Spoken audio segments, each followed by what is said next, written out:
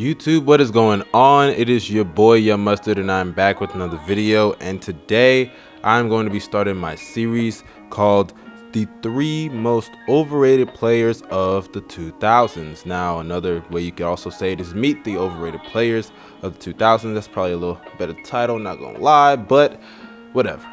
In this series, I'm going to highlight the 3 most overrated players of the 2000s, obviously, and today we're going to talk about the one and only Tracy McGrady. Now, before we start this video, I would like for you guys to follow me on Twitter, because if you have not followed me on Twitter, what are you doing? Because I kind of let everyone know about this before I started this series, so I would like for you guys to, follow me on Twitter. The link will be down below. Now, let's get on with this video. Now, for those who don't know, I did make a video on Tracy McGrady a while ago, and it's ironic that I'm making another one because lately I've just seen too much of Tracy McGrady fans who really just don't know a lot about his career. Now, for those who don't know, Tracy McGrady was a 6'8" shooting guard who played from 1997 to 2013, a total of 16 years in the NBA, and was the 9th pick in the 1997 NBA draft. He played for the Raptors, the Magic, the Rockets, Knicks, Pistons, Hawks, and the Spurs later on in his career, but a lot of people know him for his time in Houston and his time in Orlando, and maybe a few of my older fans may know him from the Toronto Raptor days with Vince Carter. Tracy McGrady was a 7-time All-Star, and he made 7 All-NBA teams, as well as 2 scoring championships and a Most Improved Player of the Year award in 2001. And he was just recently inducted into the Hall of Fame last year, and it kind of sparked a little debate if he really should have been inducted this early, at least ahead of some other players, which I'll get to later. And J.R. Smith and him got in a little war of how championships and the value of them and things like that. Now, for those who don't know, Tracy McGrady, his whole career, he has had continuous clutch moments, whether it is in the playoffs or maybe sometimes it's even in the regular season, such as 13 points in 30 seconds. But as my man Legend of Winning says, people tend to embellish in moments too much, to the point that they just continuously overlook the failures of Tracy McGrady, as Tracy McGrady throughout his whole career has never been out of the first round. Never in his career he's ever been out of the first round. Each and every year he loses in the first round, and it's not a joke, it's serious. He's never played more than 7 games as he's blown a 3-1 lead. He's choked numerous times, and people just consistently overlook it and say he's clutch, but is he really clutch? I mean, we talk about, James Harden being a choker in the playoffs, but we really need to start getting on Tracy McGrady. Now, before I start pulling up examples, I would like to say this. I know I made a video on T-Mac, and that was probably the video that got me out there a bit more in YouTube, but I hate to say this, Tracy McGrady is an overrated player, and it all starts from 2001. You see, in 2001, Tracy McGrady actually left the Toronto Raptors and he went to Orlando, and you can kind of tell he wanted his own team. And that year is the year that he made his first All-Star game, where he averaged just under 27 points, 1.5 blocks, 1.5 steals, 4.6 assists, 7.5 rebounds, and also shot 47% from 2-point percentage, 35.5% from 3, and 45.7% from the field. Tracy McGrady was pretty good that year, and actually I'll go as far to say he was great that year. But in the playoffs, he underperformed yet again, because in the series against Milwaukee in Game 1, which they lost by 13, he had 33 points, 8 assists, and 9 rebounds, but he played horrible as he missed all of his threes, had 4 turnovers, and shot 35% from the field. And then in Game 2 and 3, he actually did pretty solid. He actually dropped 35 points on 48% shooting. In the next game, he dropped 42 points, 10 assists, and 8 rebounds on 44% shooting. But in the closeout game against Milwaukee, where they lost by 8, by the way, he had 25 points, 2 steals, 8 assists, and 3 rebounds, but he shot 38.5% from the field, below 40% from the field in multiple games of the series. that falls upon Tracy McGrady. And this was a continuous theme throughout his whole entire career, as in 2002, which they lost yet again in the first round, he had another phenomenal year. He averaged just under 26 points, 5 assists and 8 rebounds, and shot 45% from the field once again.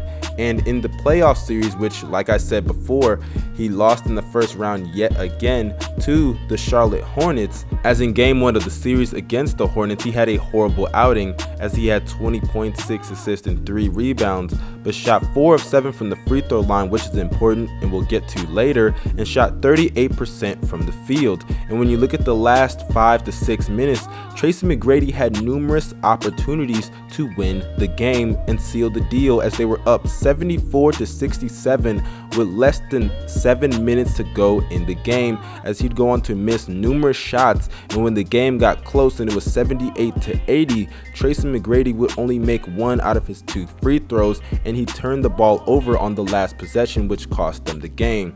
Now, I know some people may be saying, what about the help? You have to look at the team that Tracy McGrady was playing with, and I kind of agree. I agree with you. Well, let's look at the 2007 NBA season. Tracy McGrady that year averaged 25 points, 7 assists, and 5 rebounds, and he shot 43% from the field. I'm not even going to knock him for that, okay?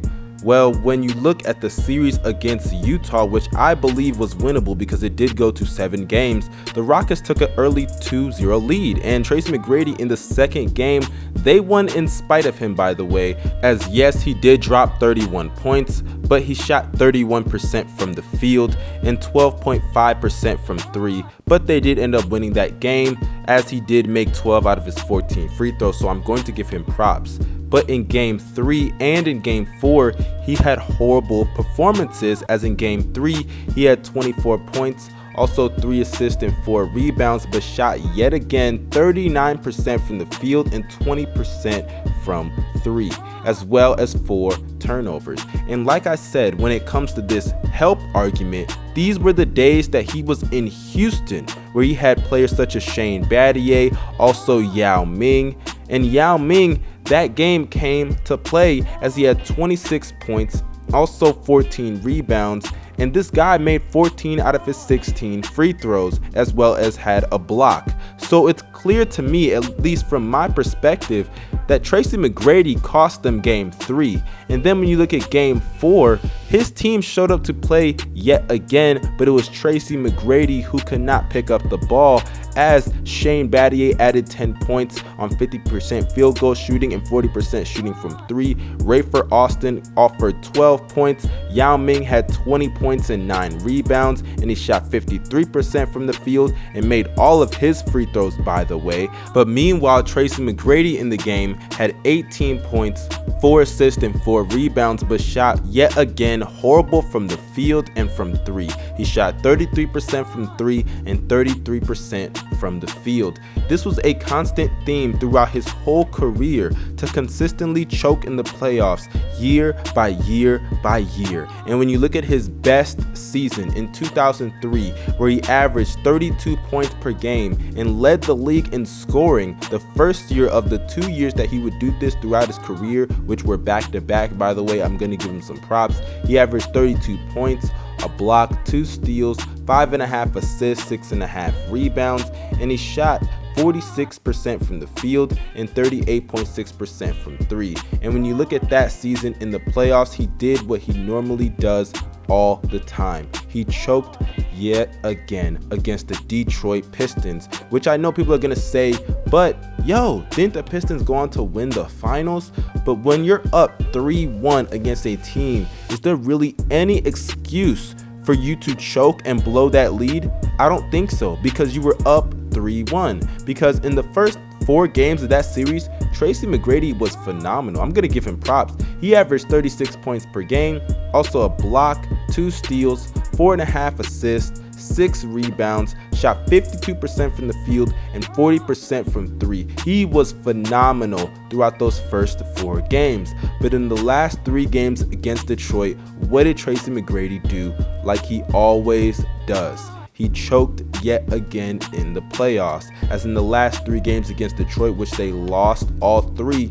He averaged 26 points, 5 assists, and 8 rebounds, but he also shot under 24% from 3 and 36% from the field. And in the closeout game against Detroit, it was just horrible, okay? This man had 21 points, he had 4 turnovers, 6 assists, and 5 rebounds, and he shot 29% from the field and 33% from 3. It was horrendous, as in the last 3 games, they got blown off the floor. In Game 5, they lost by 31. In Game 6, they lost by 15. And in Game 7, they lost by 15 as well.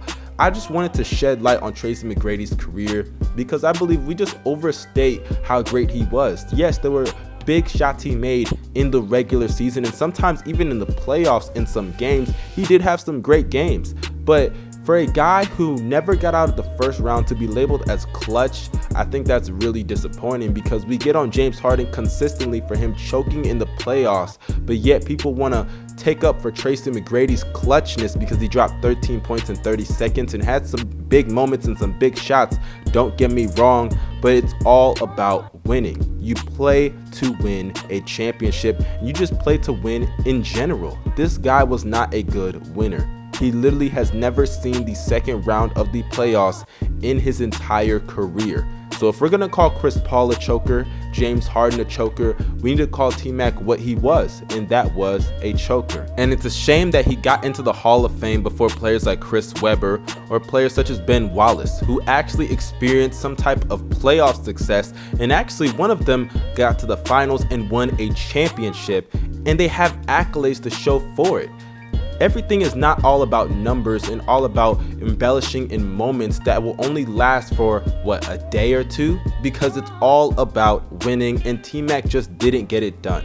So in my opinion, I believe Tracy McGrady is one of the most overrated players, not just of the 2000s, but I believe in NBA history. So you guys let me know in the comment section what you think about this video. I'm sure a lot of you guys may dislike it. You guys let me know in the comment section. Also, you guys follow me on Twitter. The link will be down below so you guys can follow me on Twitter. The next episode will be coming in 2 days, so you guys get ready. I might even drop it tomorrow, man. I might surprise y'all. So you guys have a great day.